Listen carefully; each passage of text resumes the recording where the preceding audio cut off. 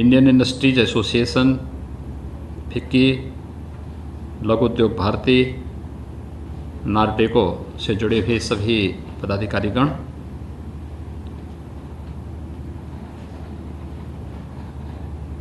औद्योगिक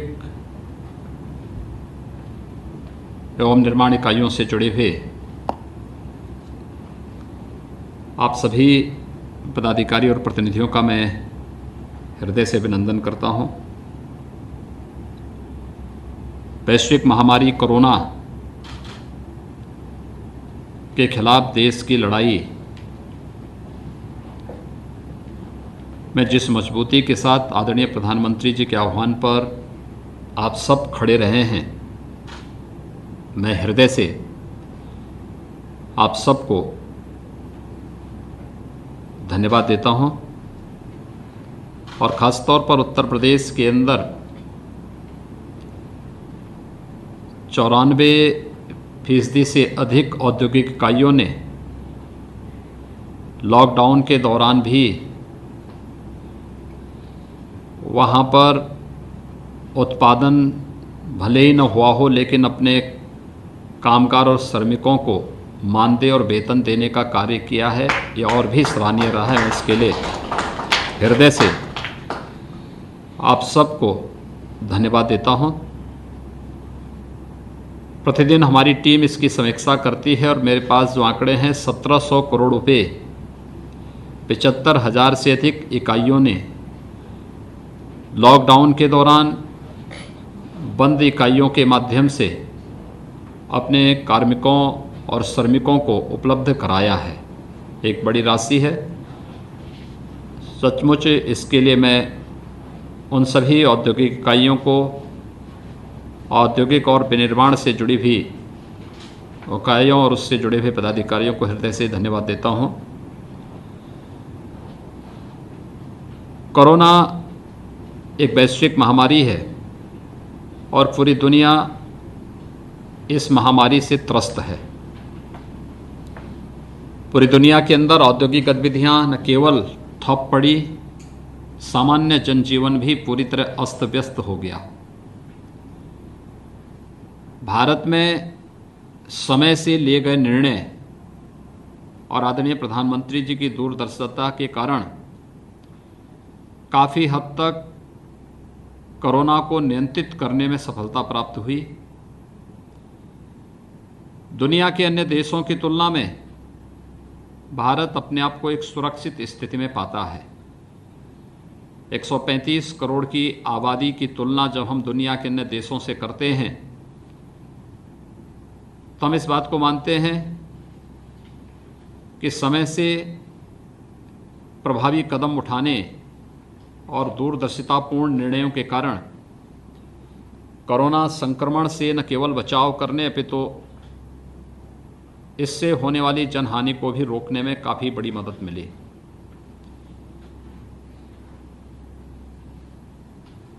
देश के अंदर लॉकडाउन के कारण औद्योगिक इकाइयों के साथ साथ एक स्वावलंबी और आत्मनिर्भर भारत के निर्माण के लिए आदरणीय प्रधानमंत्री जी ने अपने राष्ट्र के नाम संबोधन में 20 लाख करोड़ रुपए से अधिक के आर्थिक पैकेज की घोषणा की। एक गरीब के लिए, एक किसान के लिए, महिलाओं के लिए, नौजवानों के लिए, समाज के प्रत्येक तबके के लिए इस पैकेज ने एक बहुत बड़ी राहत देने का कार्य किया। स्वाभाविक रूप से महामारी के दौरान बहुत सारे राज्यों से व्यापक पैमाने पर कामगार और श्रमिकों ने पलायन किया। देश की सबसे बड़ी आबादी का राज्य होने के नाते उत्तर प्रदेश के लाखों की संख्या में कामगार और श्रमिक अन्य राज्यों में कार्य करने के उद्देश्य से गए थे। उन्हें वहां से वापस आने के लिए बीमारी के कारण और अन्य कारणों से वापस आना पड़ा। अब तक भारत सरकार के सहयोग से, रेल मंत्रालय के सहयोग से उत्तर प्रदेश के अंदर लगभग 30 लाख कामगार और श्रमिक वापस आया है। 1400 से अधिक श्रमिक स्पेशल ट्रेन के माध्यम से अगल बगल के राज्यों से बसेज के माध्यम से और शेष अपने स्वयं के साधनों से उत्तर प्रदेश में पहुंचे। इतनी बड़ी आबादी के लिए भारत सरकार ने पहले से ही अपने पैकेज भी उपलब्ध कराए थे। लॉकडाउन प्रारंभ होते समय यह आशंका नहीं थी कि इतने बड़े पैमाने पर लोग एक दूसरी जगह के लिए पलायन करेंगे। उस समय पैकेज हर एक व्यक्ति के लिए तय हुआ था और ख़ास तौर पर पहले से ही 3 महीने का पैकेज पेंशन की दृष्टि से, भरण पोषण भत्ता की दृष्टि से, खाद्यान्न की दृष्टि से, एलपीजी के सिलेंडर उपलब्ध कराने की दृष्टि से, वृद्धावस्था पेंशन, दिव्यांगजन पेंशन, निराश्रित महिला पेंशन, प्रधानमंत्री किसान सम्मान निधि के माध्यम से किसानों को 2000 रुपये प्रति माह प्रत्येक किसान को उपलब्ध कराने की कार्रवाई हो, या फिर विभिन्न उन संस्थानों में कार्यरत उन कर्मचारियों के लिए जिन्हें 15,000 से कम वेतन या मानदेय मिलता है, उन्हें ईपीएफ आदि की सुविधा के साथ जोड़ने की व्यवस्था हो। सफलतापूर्वक ये कार्य उत्तर प्रदेश के अंदर उपलब्ध कराने का प्रयास हुआ। 2,34,00,000 से अधिक किसानों को 2,000 रुपये प्रति माह डीबीटी के माध्यम से इनके अकाउंट में पहुंचाने की कार्रवाई हो। 3,56,000 से अधिक महिलाओं को जनधन अकाउंट धारी उन महिलाओं के अकाउंट में 500 रुपये प्रति माह धनराशि उपलब्ध कराने की कार्रवाई हो। 86 लाख वृद्धावस्था पेंशनधारी दिव्यांगजन या निराश्रित महिला पेंशनधारियों को 2 माह का पेंशन एक साथ एक बार में उपलब्ध कराने की कार्रवाई रही हो, या फिर 88 लाख मनरेगा के मजदूरों को एडवांस में या उनका पूर्व में बकाया धनराशि 611 करोड़ रुपए की राशि के भुगतान की कार्रवाई हो। 1,47,00,000 से अधिक परिवारों को निःशुल्क एलपीजी के सिलेंडर उत्तर प्रदेश में उपलब्ध करवाने की कार्रवाई रही हो। अब तक 18 करोड़ लोगों को माह में 2 बार निःशुल्क खाद्यान्न देने की कार्रवाई लॉकडाउन के बाद से 5 बार संपन्न की जा चुकी है और 1 जून से 6ठी बार प्रारंभ होने जा रहा है। यानी व्यापक पैमाने पर खाद्यान्न उपलब्ध कराने से लेकर के और व्यापक पैमाने पर अन्य कार्रवाई को लॉकडाउन के दौरान डोर स्टेप डिलीवरी के माध्यम से कंटेनमेंट जोन में आवश्यक वस्तुओं की उपलब्धता की बात रही हो।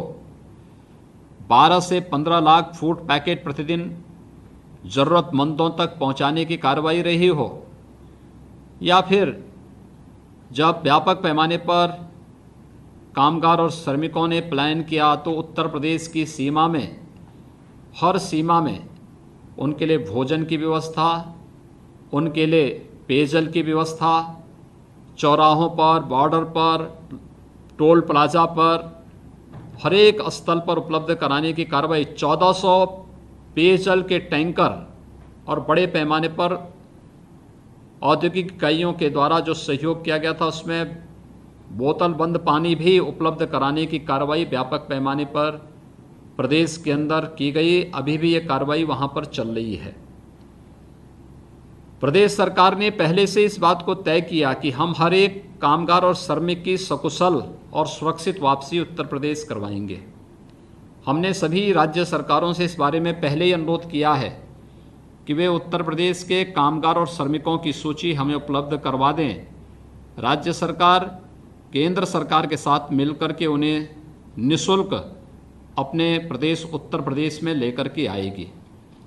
नज़दीक के राज्यों से हम लोगों ने अपने 12,000 से अधिक परिवहन निगम की बसेस के माध्यम से उन्हें सुरक्षित वापस करवाया है।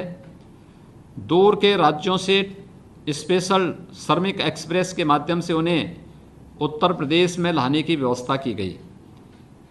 और हम लोगों का ये संकल्प अभी 3 दिन पहले ही हमारे मुख्य सचिव ने सभी राज्यों के मुख्य सचिवों को एक पत्र भेजा है, और पत्र में हम लोगों ने सभी राज्यों से इस बारे में अनुरोध किया है कि वे उत्तर प्रदेश के अंदर आने वाले सभी कामगार और श्रमिकों की सूची हमें उपलब्ध करा दें, जिससे हम उनकी सुरक्षित वापसी करवा सकें।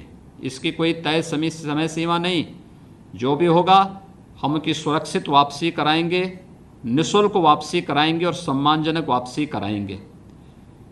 वापस प्रदेश में आने वाले सभी कामगारों की, श्रमिकों की पहले उन्हें क्वारंटाइन सेंटर ले जाकर के उनका वहाँ पर स्क्रीनिंग की जाती है। स्क्रीनिंग करने के बाद जो लोग स्वस्थ हैं उन्हें अपने साधनों से हम लोग होम क्वारंटाइन के लिए राशन किट उपलब्ध करवा करके उनके घरों तक पहुंचाते हैं। 15 दिन का खाद्यान्न, जिसमें चावल है, दाल है, आटा है, नमक मिर्च मसाले हैं, तेल है, ये सभी सामग्री उसे उपलब्ध कराई जाती है और उसके घर तक पहुंचाने की व्यवस्था की जाती है।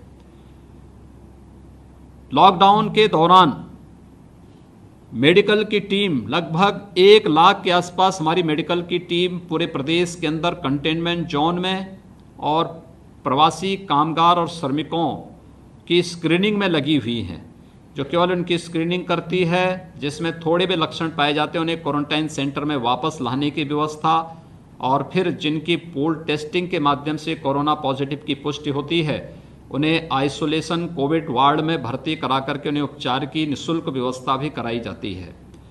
व्यापक पैमाने पर यह कार्य हो रहा है। क्वारंटाइन के दौरान, जब वो होम क्वारंटाइन में रहेगा, उस दौरान उसे 1,000 रुपये का भरण पोषण भत्ता देने की कार्रवाई भी प्रदेश सरकार तय की है। लगभग 33 लाख विनिर्माण क्षेत्र के श्रमिकों को अब तक हम 1,000 रुपये का भरण पोषण भत्ता उपलब्ध करवा चुके हैं। 30 लाख जो प्रवासी कामगार और श्रमिक हैं इन्हें भी 1,000 रुपये का भरण पोषण भत्ता उपलब्ध कराने की कार्रवाई युद्ध स्तर पर आगे चल रही है।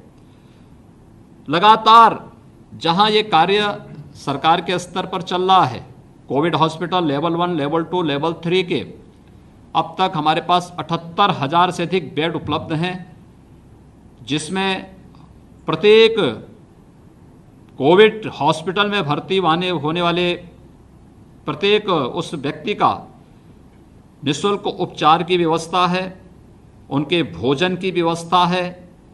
वहाँ पर चिकित्सकों की प्रशिक्षित टीम निरंतर कार्य कर रही है। प्रदेश के अंदर या बाहर से आने वाले हमारे जितने भी प्रवासी कामगार और श्रमिक हैं, इनके हाथों को कार्य मिल सके, इसके लिए निरंतर प्रयास हो रहा है। और इसी क्रम को आगे बढ़ाने के लिए स्किल मैपिंग की एक कार्रवाई हो रही है। अब तक सफलतापूर्वक हम लोग 18 लाख से अधिक कामगार और श्रमिकों की स्किल मैपिंग की कार्रवाई को संपन्न कर चुके हैं। और मुझे बताते हुए प्रसन्नता है कि बहुत सारे लोग बहुत सारी टिप्पणियां क्या करते थे, लेकिन मेरा ये मानना है कि जितना भी प्रवासी कामगार और श्रमिक आ रहा है, ये हमारी बहुत बड़ी ताकत है। और इसकी ताकत अब तक देश के निर्माण में अपना योगदान दे रही थी। हम इस ताकत का इस्तेमाल उत्तर प्रदेश को और एक नए उत्तर प्रदेश के निर्माण के लिए कर रहे हैं। और इसीलिए स्किल मैपिंग के माध्यम से हर हाथ को काम और हर घर में रोजगार उपलब्ध कराने की इस कार्रवाई को प्रदेश सरकार ने आगे बढ़ाया है। मुझे प्रसन्नता है कि जब आदरणीय प्रधानमंत्री जी के निर्देशन में माननीय वित्त मंत्री भारत सरकार ने पीएम पैकेज की घोषणा की, तो पीएम पैकेज में एमएसएमई सेक्टर के लिए 3 लाख करोड़ रुपए का जो पैकेज घोषित हुआ था, देश के अंदर इसका लोन मेला लगभग 57,000 ऐसे यूनिट के लिए उत्तर प्रदेश में ऑनलाइन लोन मेला यहीं पर संपन्न हुआ और बड़े पैमाने पर लोग उससे लाभान्वित हुए। ये कार्रवाई हमारी निरंतर आगे बढ़ेगी और उसी कार्रवाई को आगे बढ़ाने के उद्देश्य से ही आज मैं हृदय से धन्यवाद दूंगा इन सभी संस्थाओं का। स्किल मैपिंग में बहुत सारे चौंकाने वाले तथ्य हम सबके सामने आए हैं, और वो इस बात को लेकर के कि केवल रियल एस्टेट डेवलपर ही वर्कर के रूप में जो 30 लाख के आसपास प्रवासी कामगार और श्रमिक आए, यही केवल नहीं है। इसमें बहुत अलग अलग कैटेगरी से जुड़े हुए कामगार मौजूद हैं। इसमें अच्छे कारीगर भी हैं, इसमें अच्छे राजमिस्त्री भी हैं, इसमें अच्छे पेंटर भी हैं, कंप्यूटर ऑपरेटर भी हैं, ड्राइवर हैं, इसी प्रकार से प्लम्बर हैं। यानी जीवन के किसी भी फील्ड से जुड़ा हुआ हर एक व्यक्ति, इसमें पैरामेडिक्स भी हैं, अच्छे कंप्यूटर ऑपरेटर भी हैं, और भी अलग अलग फील्ड से जुड़े हुए बहुत अच्छी मैन पावर यहां पर मौजूद है। इस मैन पावर को क्वारंटाइन के बाद सफलतापूर्वक कार्य मिल सके, इस पर हम लोगों ने फोकस किया है। इसीलिए हमने प्रदेश के अंदर एक कामगार श्रमिक कल्याण सेवा और रोजगार सेवा योजन और रोजगार आयोग के गठन की कार्रवाई को आगे बढ़ाया है। हर जनपद में हमारे पास श्रम और सेवा योजन विभाग के सेवा योजन कार्यालय मौजूद हैं। जनपद स्तर पर उसका केंद्र बिंदु होगा, लेकिन प्रदेश स्तर पर उसकी निरंतर मॉनिटरिंग करने के लिए आयोग कार्य करेगा। और इस आयोग के माध्यम से हर एक सेक्टर में, वह एग्रीकल्चर का फील्ड हो, वह विनिर्माण का फील्ड हो, वह एमएसएमई का हो, बड़े औद्योगिक इकाइयों का हो, या किसी भी अन्य क्षेत्र का हो, उस प्रत्येक फील्ड में हर एक श्रमिक की सामाजिक और आर्थिक सुरक्षा की गारंटी लेने के साथ हर हाथ को कार्य मिल सके, हर घर में रोजगार उपलब्ध हो सके, इस दृष्टि से सरकार कार्य कर रही है। और उस कार्रवाई को आगे बढ़ाने के लिए ही मैं धन्यवाद दूंगा कि इसमें सहयोग करने के लिए यहाँ पर इंडियन इंडस्ट्रीज एसोसिएशन, फिक्की, लघु उद्योग भारती और नार्डेको जैसी संस्थाओं ने अपनी रुचि दिखाई है। रुचि दिखाने के साथ ही इन्होंने लगभग आज हमें यहाँ पे 11 लाख कामगार और श्रमिकों को उपलब्ध कराने की एक सूची हमें उपलब्ध कराई है कि इतने लोगों को ये लोग व्यवस्थित रूप से अपने अलग अलग उद्यम में, अलग अलग फील्ड के कार्यों में रोजगार और नौकरी उपलब्ध करवाने की कार्रवाई करेंगे। मैं हृदय से आप सबका धन्यवाद करता हूं। मैं एक बात के लिए और आपको बताना चाहता हूं, हम लोगों ने तय किया है कि जितने भी हमारे पास ये मैन पावर हमारी आई है, हमारी बहुत बड़ी ताकत है, और इस ताकत का इस्तेमाल करते हुए हम लोग इन्हें जहां सामाजिक और आर्थिक सुरक्षा की गारंटी देने जा रहे हैं, वहीं साथ ही साथ स्किल मैपिंग का उद्देश्य इनके स्किल डेवलपमेंट को भी आगे बढ़ा करके इन्हें सामाजिक और आर्थिक सुरक्षा के साथ जोड़ने की कार्रवाई का हिस्सा है। एमएसएमई इनके एक निश्चित ट्रेनिंग के कार्यक्रम को भी लेने जा रही है। हम लोग पहले से ही 15 से 16 ग्रामीण क्षेत्र की उन कारीगरी को पहले से ही प्रशिक्षित दे करके टोल किट उपलब्ध कराने की कार्रवाई कर रहे हैं। विश्वकर्मा श्रम सम्मान के माध्यम से प्रदेश के अंदर व्यापक पैमाने पर ऐसे लोगों को स्वावलंबन की ओर जोड़ने की एक बड़ी कार्रवाई हम लोगों ने प्रारंभ की है। हमारे पास वन डिस्ट्रिक्ट वन प्रोडक्ट में इसकी व्यापक संभावनाएं बनी हुई हैं, और मेरा मानना है कि जितना हमारे पास पोटेंशियल है, जितने हमारे पास यूनिट हैं, सूक्ष्म है, लघु मध्यम उद्यम में, और गांव-गांव और घर-घर में छुपे हुए उन रोजगार की संभावनाओं को प्रोत्साहित करने के लिए सरकार व्यापक पैमाने पर कार्य कर रही है। स्टेट लेवल बैंकर्स कमेटी के साथ हमारी बैठकें हो चुकी हैं। ये कार्रवाई निरंतर आगे बढ़ रही है। इसमें इन सभी संस्थाओं ने, इन चारों संस्थाओं ने, चाहे वह इंडियन इंडस्ट्रीज एसोसिएशन हो, फिक्की हो, या लघु उद्योग भारती या नार्डेको जैसी संस्थाओं ने उत्तर प्रदेश के इस पोटेंशियल को हाथों हाथ लेकर के जो रुचि दिखाई है, मैं हृदय से इन सब को धन्यवाद देता हूं। और मैं इस चीज़ के लिए उन्हें आश्वस्त भी करता हूं कि प्रदेश सरकार ने अपने यहाँ अपने कामगार और श्रमिक भाइयों बहनों के लिए व्यापक सुधार की कार्रवाई को आगे बढ़ाया है।